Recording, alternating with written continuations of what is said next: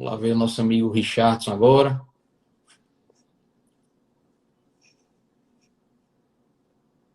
Está aqui o homem. Vou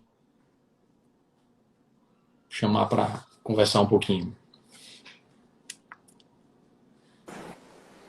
Olá! Olá, boa noite, André. Diga lá, meu amigo. Há uma hora que eu não vejo você, já estava com saudade. Não é? Tava com saudade já, bicho. E aqui estamos comemorando um ano, né, da nossa primeira live. Graças a Deus, estamos aqui chegando um ano depois com muita saúde, com muito trabalho e melhorando vidas, que é o mais importante. Pois é, né? Com bons resultados, né, Richard? Isso é o mais importante. Graças a Deus. Felizmente. Bicho, mais uma vez agradecer a você aí por estar contribuindo com a gente aí, né? Em poder informar nossos pacientes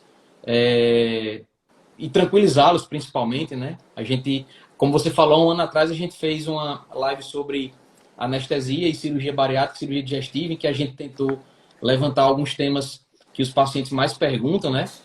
E, bom, e hoje a gente tem uma realidade nova que tem... Já vou colocar esse tema de cara para você, para que você tranquilize já o pessoal, né? Além de todo aquele medo que o pessoal tem da anestesia, né? Tem de ser anestesiado, dormir, não acordar mais, e tudo aquilo que você já sabe, apareceu uma novidade, né, do ano passado, da última live que a gente fez para cá, né? Na verdade, já tinha aparecido naquela época, mas se intensificou agora, que foi a questão da pandemia provocada pelo coronavírus, né? E aí, com essa pandemia, veio aquele grande dado aí que está sendo divulgado com frequência, né? Que pacientes que são entubados, né, de cada 10 pacientes que são entubados, 8 morrem. E aí, quando os pacientes da gente têm descoberto, né, quando os nossos pacientes têm descoberto que vão ser entubados durante a cirurgia, aí muitos ficam preocupados, apreensivos. Ah, doutor, eu vou ser entubado para fazer a cirurgia, como é que vai ser isso? E aí, na última live que eu fiz semana passada, eu conversei um pouquinho sobre isso e hoje eu quero que você fale um pouquinho para os nossos pacientes quais são as diferenças entre a intubação que é feita no paciente que você está anestesiando para a cirurgia bariátrica, que a gente sabe quais são as condições dele, e a intubação que é feita no paciente que está infectado pelo coronavírus, precisando de uma assistência de respiração. Excelente pergunta, André. Antes de responder essa pergunta, eu gostaria que você apertasse nessa setinha aqui embaixo, aqui, encaminhasse essa live aqui para alguns amigos, para a gente poder alcançar mais pessoas e tirar essa dúvida que é muito comum em muitos pacientes, né? A intubação é apenas um passo de uma anestesia geral que é realizada há décadas e ganhou evidência, como você bem falou, depois da pandemia do coronavírus, né? Em que pessoas foram intubadas em situações de emergência, né? Então a intubação ela tem que ser colocada em dois contextos. O contexto de uma emergência, né, em que o paciente ele é intubado para uma tentativa de salvar a sua vida, e nós temos o contexto de uma cirurgia eletiva, no qual o paciente, a intubação é apenas um passo da anestesia geral, é apenas uma parte da anestesia geral. E esse procedimento ele é realizado depois que o paciente já está dormindo, o paciente ele já está inconsciente. Então, ele aí nesse momento é que é realizada a intubação orotraqueal, né? E o paciente, a cirurgia ela é realizada e ao final da cirurgia, na hora que está fazendo o curativo, quando termina todo o procedimento, é nesse momento que eu faço descontinuação das drogas anestésicas e o paciente, antes dele despertar, antes dele tomar consciência, nós realizamos a extubação e acordamos o paciente. Então, eu, ao longo de 12 anos como especialista em anestesiologia, né, posso dizer que tenho milhares de anestesias gerais realizadas, eu não conheço um paciente meu que tenha tido alguma lembrança desse passo da anestesia, que é a intubação orotraqueal. Então, é um medo que está em evidência por causa da pandemia, está em evidência por causa de uma desinformação de como é passado para o público, né, para o público leigo, né, como a imprensa passa essa questão da intubação para o público leigo. Porém, já é um procedimento de rotina nosso, é um procedimento indolor, né, no contexto de uma anestesia geral. É um procedimento que traz segurança para o paciente, é um procedimento que traz conforto, é um Perfeito. procedimento que traz melhores condições operatórias para os cirurgiões. Enfim, é um procedimento que não é percebido por você, que é o nosso paciente, e você pode ficar tranquilo. E a minha frase preferida antes da anestesia é: não temas. Não temos. É isso mesmo. Richard, é basicamente o que eu também tenho colocado para eles quando me perguntam no consultório, né? A gente sabe, você vê nossos pacientes rotineiramente antes da cirurgia, né? E depois também agora. E eu sempre tenho colocado isso para eles lá, quando eles me perguntam, né?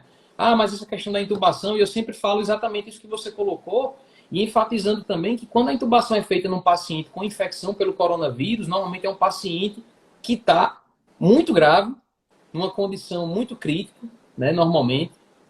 Muitas vezes essa intubação, muitas vezes não, né, a gente sabe, dada a heterogeneidade das qualidades, né, das qualidades de serviço de saúde que nós temos no nosso país, esse procedimento de intubação, às vezes, infelizmente, é feito por um colega que não tem tanta experiência com o procedimento, né? Eventualmente, é diferente do procedimento que é feito durante uma cirurgia, que está sendo feita por um colega, por um anestesista que já tem milhares de anestesias gerais. Então, é muito diferente a questão da segurança entre a intubação feita na urgência do paciente que está infectado pelo coronavírus e a situação eletiva, né? A situação programada, preparada, planejada de uma anestesia geral. Richardson, só relembra o pessoal aí, né? A gente tem, como você falou, um ano da nossa live. Como é que você faz a sua preparação, né? Para poder levar o paciente para a sala de cirurgia, né? Como é que você planeja a anestesia do paciente? O que é que você avalia para poder fazer a sua anestesia, proporcionar também um procedimento para a gente mais seguro? Diga aí para nós como é que é o seu planejamento anestésico, né? André, eu costumo dizer que a anestesia é a parte melhor, a melhor parte do tratamento da cirurgia bariátrica, né? É a parte mais agradável, é a parte do soninho, é a parte que o paciente relaxa. Para os pacientes que têm filhos pequenos em casa, eles pedem até para dormir por mais tempo, né? Para fazer uma anestesia um pouco mais prolongada, para eles terem a oportunidade de dormir um pouquinho mais. Eu escuto muito isso na hora de fazer anestesia. Então, eu vejo o medo da anestesia muito pelo passado, pelo histórico da especialidade, né? A especialidade, a anestesiologia, ela começou na década de 50, 60, né? Mas ser organizada mais ou menos nessas décadas, e ela começou de uma forma muito precária, né? Com especializações que não eram formalizadas, com equipamentos que não eram de última geração, com equipamentos precários. Aliás, não existiam nem equipamentos naquela época de monitorização dos pacientes. As medicações eram terríveis, eram medicações que provocavam muitas alergias, eram medicações que provocavam muita instabilidade hemodinâmica, né? Então, hoje nós vivemos outra realidade. Porém, a especialidade trouxe essa fama do passado, né? Infelizmente, que vem acompanhada ainda hoje, né? Muito por essa fama do passado, André, e muito por culpa nossa também. O anestesiologista, ele é um profissional originalmente mais discreto, ele é um profissional que ele gosta de ficar nos bastidores, é um profissional que ele fica ali à sombra do cirurgião, e realmente o cirurgião é o chefe da equipe, é quem realmente aparece mais e quem deve aparecer mais, mas nós também temos que sair dos bastidores, temos que participar de eventos como esse, e com a ajuda das redes sociais nós temos que esclarecer o público sobre seus medos que muitas vezes não têm muito fundamento, né? Então a gente tem que aparecer mais, se expor mais e trazer mais tranquilidade para o paciente. E eu tento fazer isso na consulta pré-anestésica. A consulta pré-anestésica é o momento que o anestesiologista tem com o paciente antes da sua cirurgia.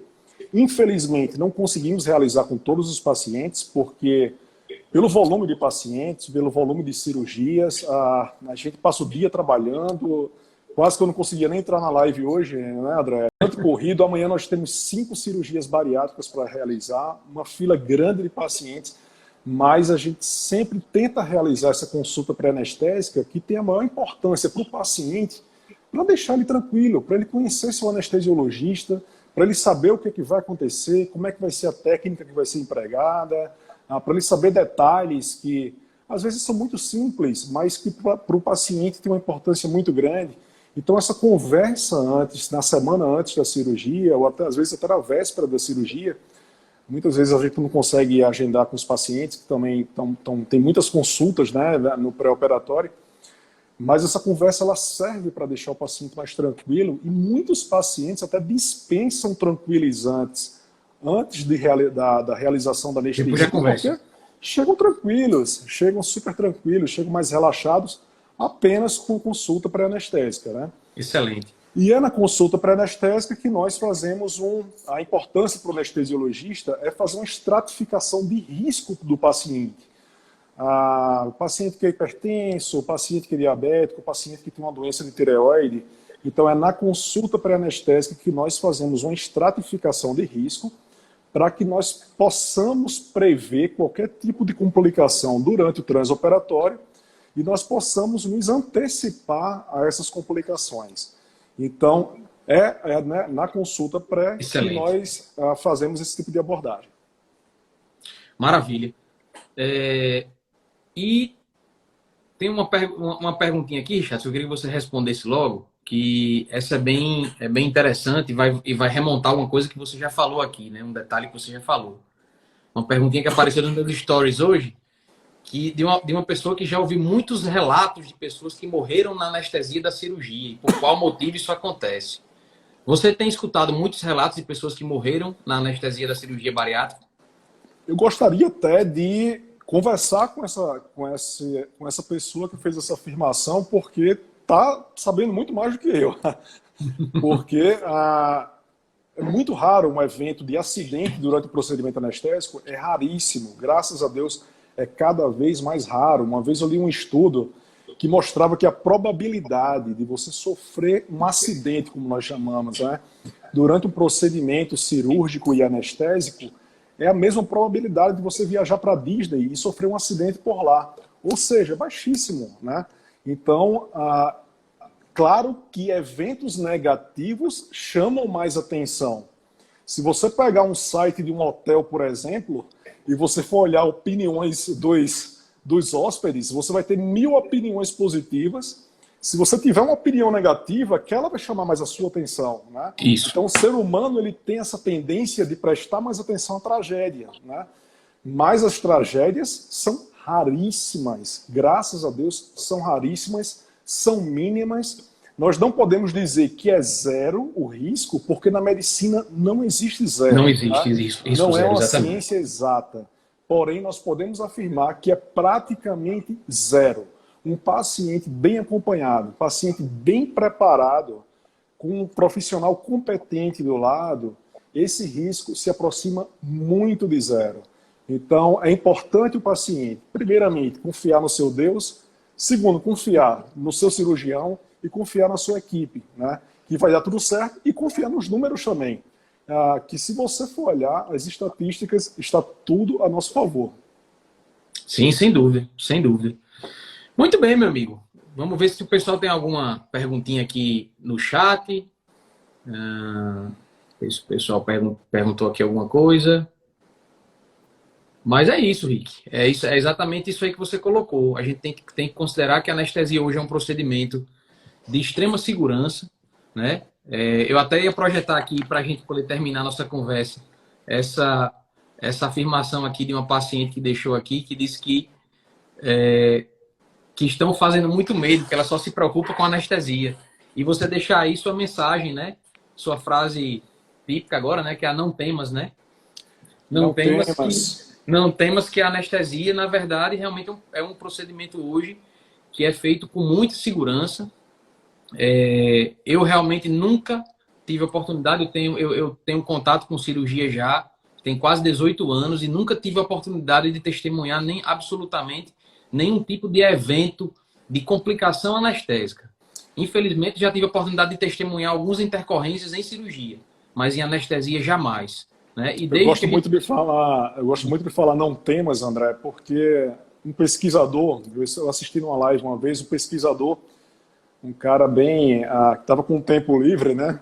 Ele foi fazer um estudo na Bíblia e ele fala que a frase não temas na Bíblia aparece em 365 ocasiões. Né? Bacana. Praticamente uma frase dessa para cada dia do ano, né? Então, não temas, confie em Deus, confie na sua equipe, vá tranquilo. Confia no processo, é isso aí. Confie no processo. É como andar de avião, né?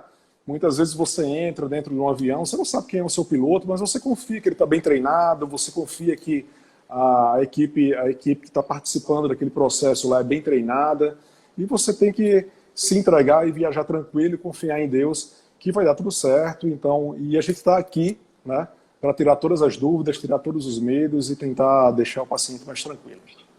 É isso aí, meu amigo. É só, assim, agradecer a sua participação realmente aqui com a gente, né? A gente...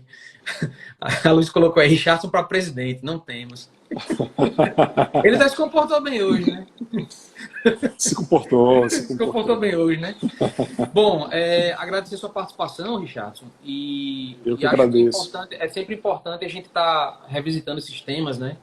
Porque a gente sabe que, como a Luísa falou, né, o medo é normal e é algo que eu sempre tenho conversado com os pacientes também, né? Muita gente fala assim, eu tenho muito medo de fazer a cirurgia, tenho muito medo, muito medo. E eu sempre digo para eles, né, para a gente poder terminar, que o medo é algo que todo mundo vai ter. Né? A gente sempre tem medo do que a gente não conhece, a gente tem medo do que a gente não vivenciou. Essa é uma sensação normal do ser humano. Né? Todo mundo vai ter medo.